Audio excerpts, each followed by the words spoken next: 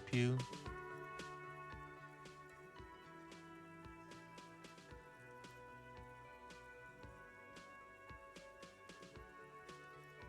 Mine?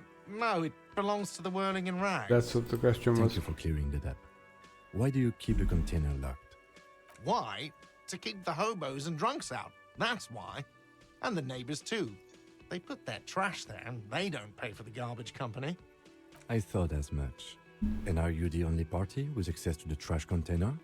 Well, yes. Us and the garbage disposal company. It seems a little callous, doesn't it? Something stirs in you. I wonder what this feeling is. Prod at him and find out. Doesn't it seem callous to you guarding even your leftovers from the poor? Callous? What are you? Kras Mazov? Almost all establishments in Revachol keep their trash locked. The Whirling in Rags is not special in that regard. Krasmazov, nom de guerre, was an economist and a historical materialist. He was a leading figure on the Grad side of the Centennial Revolution, where he headed the 9-day government. Mazov is considered It's an the father 11 of day here. scientific communism, Mazovian thought, or Mazovianism.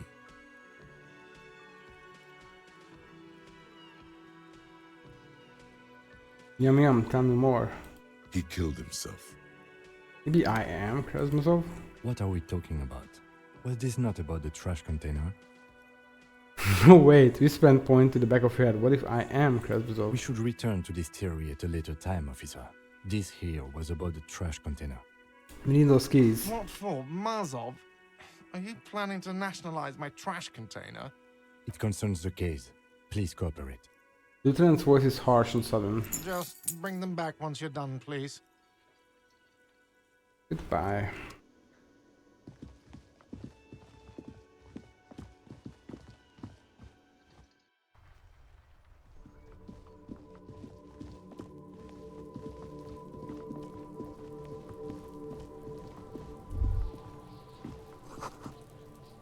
This is the logo of the municipality of Revachol.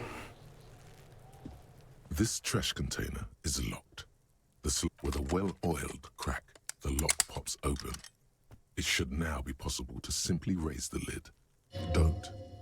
Maybe you shouldn't. What's this? Just the feeling. A warning from some part of you. Open the lid. The smell of rotten food rises to greet you. You see soggy cartons, dirty rags, and organic waste. We're just in time. This hasn't been emptied for over a week. Look at the rags. Among the threadbare kitchen towels, something catches your eye. A pair of denim trousers. As the legs of the slime-covered jeans begin to unspool from the garbage, a rank corpse smell fills the air. The victim's clothes? Cadaverine odor is faint. If these belong to the deceased, they were removed when he was still in the early stages of decay. Drop them in here, officer. Lieutenant produces a black plastic bag marked evidence from his pocket. Guitar marked blue jeans. Pockets empty or emptied. He wore them with a belt, too. A white belt. The loops appear stretched, but He looks into the container. the belt is missing. That's it. Do you see anything else in there? I have another bag here. Something slimy catches your eye. Reach for it. A drab, long-sleeved shirt, olive-colored, appears from the food waste, dripping with pus. Bag the shirt. This is a military-type overgarment. No label or serial number. This is the kind of rib-knit shirt that's worn over light armor to conceal it in an urban scenario. He knows to himself.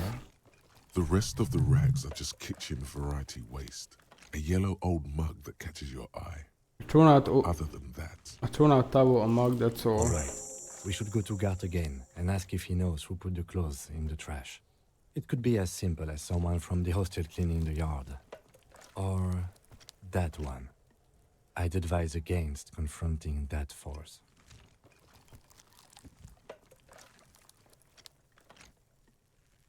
Okay. the lieutenant nods, then looks back into the trash container. Look under the box of You carton. see milk, An egg rest with one broken egg in it. Some pasta wrapper. Picking up the soggy packages somehow feels familiar. A box falls into pieces in your hands. Batiste Soleil cereal. There are plastic pasta packages below. And turbo noodles. Nothing of note, however. There's the food It's waste. just organic waste, cold and slimy on your hands. Apple and potato peels, mostly. Unidentified sludge, and the occasional chicken bone thrown in for good measure. But hey, what's this? What?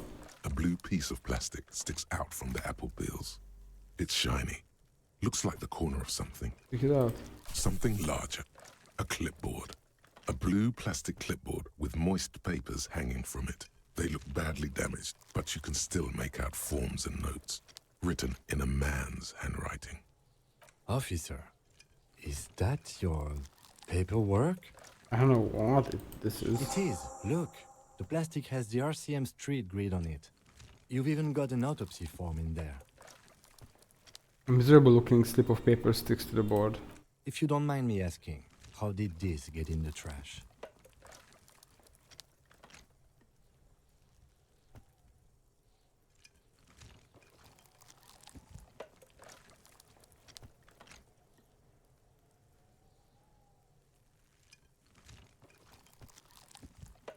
I think I didn't want to be a cop anymore, so I threw it away. Well, He doesn't know what to say. lucky we found it.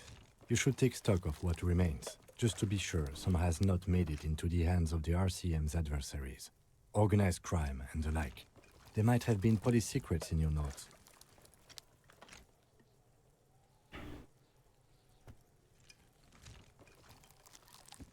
Okay, I'll do that. It would also not hurt to start taking notes on the case.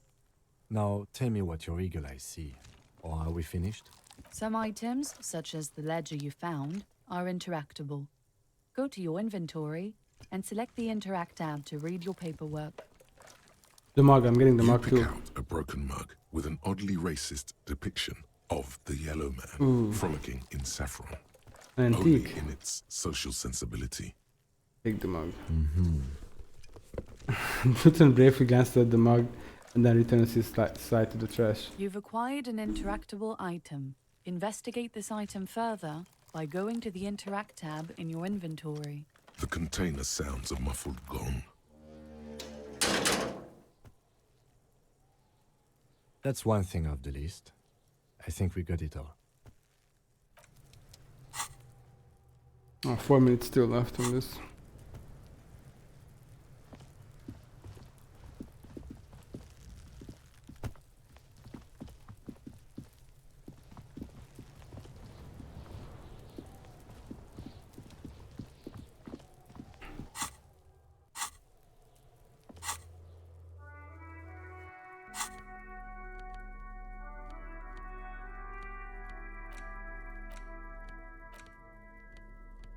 It's just a racist mug.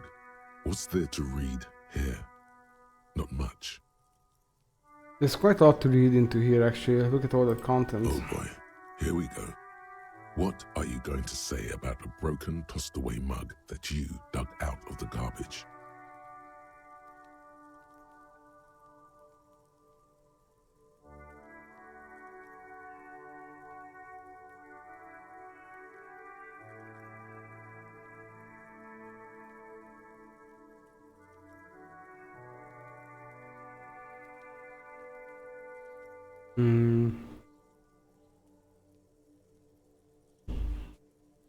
Mug is an example of prejudice. I'm going to use it as an example of what not to do. But it was in the trash. Why not just call it out when you see it? Or do some volunteering work? Just finish your case, detective. Don't tell me what to do. Shit, 3 minutes left. Okay, let's do something else. It's the ledger you found in the trash. A pitiful cabbage of white and yellow papers hanging from plastic board, barely held together by a metal clip. This sad display is made complete by the faint smell of urinal cleaner. Anything else? There's a piece of toilet paper. Oh, Or is no. it cleaning tissue? No, it's toilet paper, desperately sticking to the back of the blue plastic clipboard. It's a metaphor for you.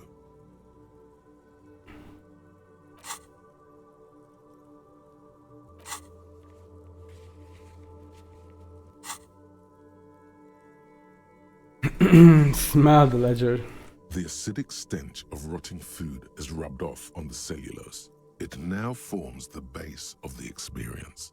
This base surrounded by a faint air of spoiled meat, the stuff of death itself, and then sprinkled liberally with the citrus zest of toilet cleaner. Inspect the toilet paper. It's just toilet paper sticking to the back of the plastic clipboard. You can take it off if you want. Maybe it's kitchen tissue? They look exactly the same. If you want it to be kitchen tissue, it can be kitchen tissue.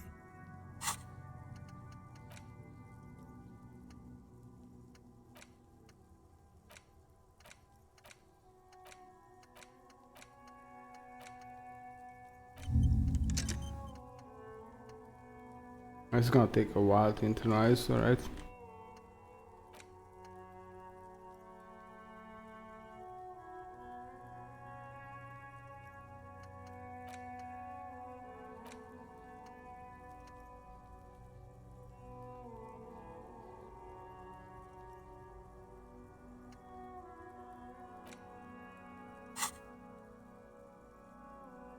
It's not though.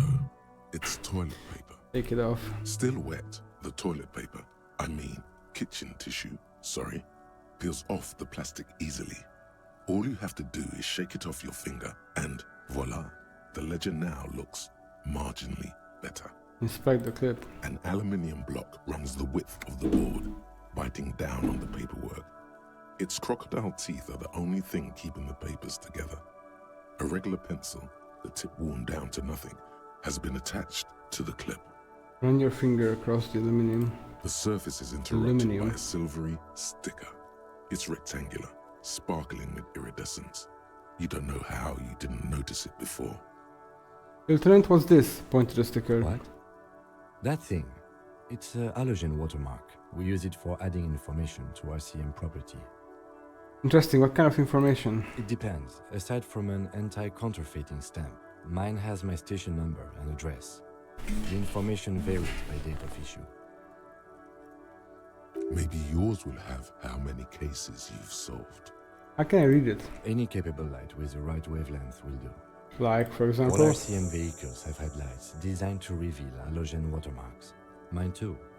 This means you can read the watermarks if you just turn the lights on. That's all, thank you. Okay. While a bunch of sodden papers sag from the clipboard in your hand, it's a sorry sight. It's made of dark blue plastic, hard enough to beat someone to submission with. The edges are rounded, however. The U4 size board feels thick and heavy in your hand. Light shimmers on its wet surface. On the back, you see the embossed letters, RCM. Shake the ledger. Something rattles inside, ever so lightly. Is there a hidden compartment? Permeables. It's not hidden per se. The compartment is made for permeable materials that would get damaged if something happened to it. Dig inside. The plastic shimmers like lapis lazuli, but it is not see-through. You cannot see to its center. How would I open it? With your hands, U4-sized pages hang from the clip screwed to the top of the board.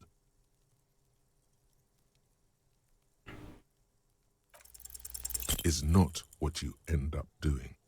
You squeeze the plastic to slide it open, but nothing happens. Then you bend it some, then crack it. The goddamn thing is stuck. A hot flash of rage comes over you. For a moment there, before it recedes, you feel as though you might just squeeze a tear of anger out of your duct. Makes you wonder, why? The ledger quivers in your hand. As it shakes, the pages rustle. This pathetic mess suddenly afraid of you for some reason. They're not exactly white. They're yellowed in patches by sunlight and alcohol, and covered in dense blue handwriting. Ink escapes into watercolor patterns, reaching its tendrils across entire pages. The paper itself is checkered with faint red lines, forming short paragraphs. Once in a while, there's a red stamp that exclaims, "Case files, commit to paper." The case files themselves are plenty. You count more than 100 sodden, crumpled up, earmarked pages falling apart in your hands. They appear to be sufficiently organized and extremely dense, if mostly illegible. In there, what are they about? Work, strife, poverty, the Jamrock Quarter. These are handwritten logs of investigations dating back to January 51, this year. The exact number is hard to estimate, due to missing pages and an odd naming convention. But there are at least 20, maybe 30 cases, undertaken, not completed, mind you. It's the middle of March. You have attempted 2 cases a week on average. Is 2 cases a week a good caseload, Lieutenant? Huh? 2 complex cases to undertake is a lot, yes. You really have to push yourself. I would not suggest it, lest you start making mistakes. 2 cases a week appears to have been my load, Lieutenant. I'm not sure I completed them, though. 2? That's a lot. I didn't mean to say you are making mistakes, by the way. That was presumptuous of me. I'm sure I made plenty of mistakes. It's okay. We all make mistakes. Like a fan of gills, the checkered papers dry in your hand. The handwriting is extremely dense, if mostly illegible. Yes, it appears you employ a, shall we say, robust yet literary system. Each investigation has its case number written on the margins. Yet, still more tellingly, most are accompanied by a name. A title, one might say even. One that draws inspiration from snoop fiction and vespertine cop show staples. Oh my, and they're written in capital letters too. Yes, all caps. One is called The Next World Mural. Another, The Square Bullet Hole Murders. Another yet, The Unsolvable Case. More? Others appear more light-hearted. The guys on a couch in an unexpected location, and the murder at the hookah parlor. Even the rare article-free collapsing tenement. Murder features prominently throughout. You like this grimy murdering, don't you? Wish there was one in there about a drug den. You love those. Gets the blood pumping. No, you don't. You're a human measuring instrument, almost entirely intellectual. It's going to take an effort to piece these case files together, but it can be done. Once you're done inspecting them up close. Kim, my cases appear to employ some kind of naming You convention. mean the alphanumeric? Officer, precinct, time of arrival at the scene? No, I mean a non-numeric one with titles. Oh, you mean the titular? Yes, well, so do I. In our defense, almost everyone in the RCM does. Why is that? It's a holdover from the early days of the RCM, right after the revolution, when the organization had little idea how to do things. It persists in an unofficial capacity. Officers use these titles to refer to their work among themselves. I seem to have named the case the Square Bullet Hole Murders. Again, in your defense, I seem to have named one the man with the hole in his head. That was a real person. His death was real. Still, I named it that, to amuse myself. That's worse than mine. I pray his loved ones never find out. What happened to him? Rail spiked through the head. He died. It was a workplace accident. I have to open an official case. Is there room? There is, for precisely one more.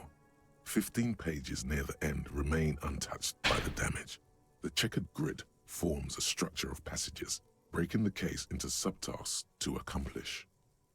Once all the tasks are accomplished, the case is complete. Commit to paper. Sadly, the ledger only comes with an old, worn-down lead pencil. It's unfitting of this monumental event. Kim, do you have a pen? The lieutenant looks at his blue notebook. 2 fat, shiny pens hang from the binder, like large caliber bullets on an ammo belt. He is not really saying anything, just standing there, looking at them.